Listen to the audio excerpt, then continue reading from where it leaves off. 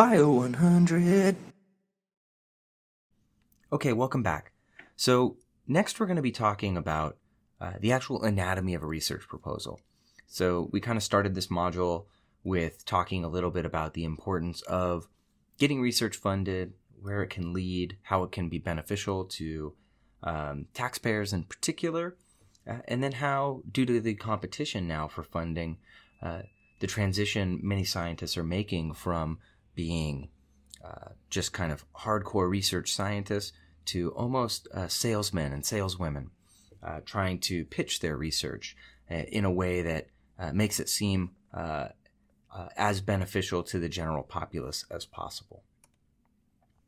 And so now we're going to change gears and talk a little bit about what the rest of that process kind of constitutes. So I mentioned in the beginning that there are a variety of different funding agencies that provide funding. And I understand that, I don't know, maybe many of you will never consider writing a research proposal. But as taxpayers, there's still benefit to understanding what goes into this process because it's not all that rare that science ends up in the news as a political talking point. And I'm not going to get into politics in any way, shape, or form, but maybe some of you have seen research getting slammed for being funded. I remember there was a really hilarious piece on an article that was publicly funded where they were putting shrimp on treadmill. It was very easy to make fun of, but when you think about some of the physiological stressors and things like that being on a treadmill in an aquatic organism could create, it actually turned out to be actually really good science, but it was kind of easy to make fun of because of shrimp on a treadmill. And so understanding why that got funded in the first place involves understanding just kind of what goes into getting science funded. And so hopefully that's a little context for this week. So regardless of where you go, there's going to be three major points that most research proposals contain. There's going to be, in some way, shape, or form, some proposed research. It would be a shame if you wrote a research proposal and didn't propose to do any research. This is basically just like, what are you proposing that you're going to do? As these things are mostly reviewed by scientists, much like other forms of peer review in academics, other scientists are going to want to go, okay, but how are you going to do it? And so often research proposals will touch on the methods and techniques that you propose to employ so that someone can sit there and go, okay, well, you want to look at that silly study about salami attracting wasps. Are your proposed methods of sitting around while you eat your lunch and counting people around you and how many wasps are landing in their lunches and the stats you are proposing to analyze those data really sufficient for addressing your proposed research? Is it sufficient?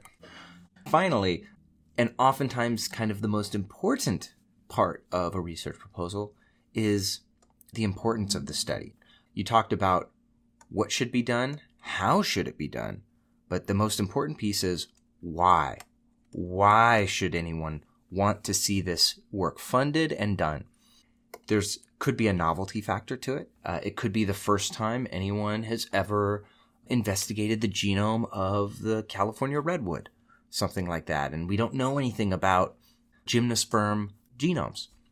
But it could also be important for more applied reasons. It could be related to some kind of health outcome. We're really interested in investigating the interaction of, HIV and how it binds to cells and gets inside of cells. So that is very clearly something that could be important. And so as we walk through some of the pieces of these proposals and where those kind of three parts may or may not fit into, some of this is going to look very familiar. The anatomy of a research proposal is actually quite similar to the anatomy of a scientific article. And so just like a scientific article, the first thing people are going to read often is your title. And so it's important to have a title that provides both a specific summary of the proposed work, but is not too lengthy and too bogged down. And so here I've got three examples of possible titles for the same study. And so two of these I would say are good examples, and two of these are poor examples of titles. And so hopefully maybe you can look through these and kind of draw some of your own conclusions for a second. We'll look at this first one. Here we're saying a 3-year study of population decline in the tiger salamander following logging, road building, and wetland mitigation near vernal pools in a hardwood forest of Northern California. I don't know about you, but this is kind of a mouthful and it's much too specific. There's way too many details in here. A lot of this, actually is something maybe you would see outlined in the methods. If we move down to this next one, a study of population decline in the tiger salamanders following logging in Northern California. That gives you a good sense of what they're investigating and where they're investigating it, but not every detail under the sun. And so I would say that this second one is a really good example of a title. Now for a different study here, thinking about modeling water habitats, something like that, this first example is far too broad. Habitat models for use in rivers. What kind of models? What kind of rivers? Where are these rivers? So I think that this second one is actually far more specific without being like the very first example of going too crazy.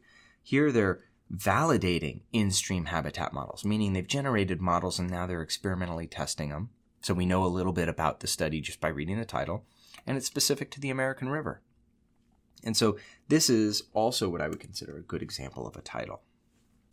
The next thing you're going to see in a research proposal, just like a scientific article, is an abstract. Again, that's typically going to be something around 250 words.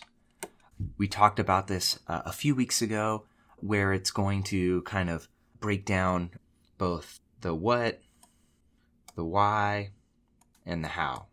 The order of those things can vary, but ultimately it's a summary that just allows your readers to kind of quickly assess the basic premise of your proposal that includes the question, the hypothesis, and the goals of the experiment, which are kind of subsumed within the what, why, and how of the experiment. All right, the next part is one of the most critical parts of a research proposal. It is also quite similar to a journal article or research article as well, but the goal is a little different. The goal here is really to sell the importance of what you want to do. You typically begin with kind of a broad research overview. What do we know about this general area we're proposing to work in? What's currently known by plant biologists? And how were those discoveries made? And we're slowly going to narrow down. That's me trying to write narrow. We're slowly going to narrow down the scope of our intro from really broad kind of general reviews of what's known to very specific things that are essentially guiding the reader to where the cutting edge in the field of your research question is. You're basically laying the groundwork for your proposal. You're typically going to see lots and lots of sources from journal articles. And so it's going to be very citation heavy. It's often going to be the longest part of the research proposal because the goal is to really show that there is some research gap. Something that we don't know that needs to be filled. And this is where your research question comes in. Part of the why of your research proposal. Why is it important to do this? Well, because my research question plugs this gap in our knowledge. That's one possible importance that you can argue for your work. Using my WASP study as an example, I might make the case that, hey, we don't know a whole lot about the urban diet of wasps. And we can say, even more specifically, many students bring salami for lunch. We don't know if the content of salami impacts the attraction of wasps. And so we're interested in investigating that. And so now we've kind of shown that there's a gap in the research related to urban wasp diet and how it might be important to fill.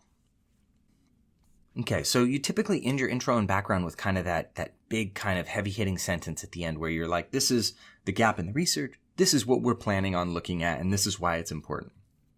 Now, you typically will have another section where you put maybe your specific aims or your goals, your hypothesis, or more explicitly your research question. This is your opportunity to kind of, in a more scientific-like framework, put down what your testable hypotheses are. What are you testing? And based on what you know in this field, what do you expect to see? Using my example again, you might say that you hypothesize that there is a positive correlation between grams of salami and the duration of wasp visitation during lunchtime in the fall at the Riverfront Cafe. So this next section is what will deviate most from a typical research article in a research proposal. And that's the methods section, because you haven't done them yet in most cases. You're just proposing what methods you'll do. It'll often be a little bit abbreviated. It won't be every single detail of where you sampled and how many times. It'll be a little more general of what you plan to sample and roughly how much or what general areas. And so really you're going to describe your proposed experiment, generalizing what kinds of equipment and supplies would be necessary for the project. Again, you're asking for money, so you're going to want to say what you need it for. For what? That's a question mark. All right, question mark. So you will want to say, where's this actual money going? A lot of it's going to be for equipment and supplies. What is your general experimental design? What will you be using for a control? Lots of people want to see what your controls are going to be. Is it the perfect control for addressing your hypotheses? What will your replicates be? Will they be technical? Will they be biological? What will you measure? Will it be quantitative? Will it be qualitative? Will it be, which one will be independent? Which will be dependent? And based on that, how will you assess whether what you measured varied between your treatments and controls? In other words, stats. So it's really going to be equipment, maybe sampling, and then stats. And you could think of equipment also as being just general methods. What are you kind of doing? Not everything is very equipment heavy. You could be a math-related scientist and not have a lot of equipment. And so, as an example, for my WASP study, maybe I would say something along the lines of, for the entire fall semester, I'll randomly select 3 students per week, per day, as they sit down for lunch at the Riverfront Cafe, and I'll weigh the salami content of their lunch. Using a stopwatch, I will record the duration of the WASP visit to their lunch, and then I'll use a linear regression to assess the correlation between grams of salami and duration of WASP visitation. And so I talked about the equipment that I had, which I needed a scale, basically, and a stopwatch. I talked about the sampling, and then I talked about the stats. And so anyone reading this will have a general idea of how I would go about doing this study. Okay, and so this last part is the conclusion or justification or the impact of what you're proposing to do. Your background already really did a good job of setting the stage and highlighting where the gaps in our knowledge are and maybe hinting at why it's important to fill those gaps. But this is where you really drive home and explicitly state why your proposed research is useful. How will it advance knowledge? That's kind of an easy one for a scientist because all we think about is knowledge for the most part. But also, what are the far-reaching effects? How will this study impact policies or the general tax-paying population as a whole? Why is it that they should pay for your research? What do they get out of it? It won't always be direct, but there should be something that, in some way makes its way back to society. And then what else? Will you be able to use this project just by doing the project as a way of helping society or benefiting science in some way? Will you be using some of the money to pay students from economically disadvantaged backgrounds to be some of your researchers? Will they be doing some of the work? Will this help them spring into a career in science? And will you take your results and make a museum exhibit? These are, again, taxpayer-funded things. And so the more that you can do to make the science help more people as a whole rather than just, I'm a scientist and I want to learn stuff, makes it more fundable. Because at the end of the day, almost everyone writing these research proposals is good at the earlier stuff. They're good at the intro. They're good at the questions. They're good at the methods. It's this, how does it get back to taxpayers, where people tend to stumble. And so this can make or break any research proposal. And so I'll just kind of end with how I would sell my salami study or WASP study. And I would say something along the lines of maybe, many students at CSU Sacramento depend on a peaceful lunch to be productive in their afternoon courses. By better understanding salami-mediated WASP attraction, these students will get more out of their courses and be better prepared for the workforce, benefiting both the individual students and, more importantly, the California economy as a whole.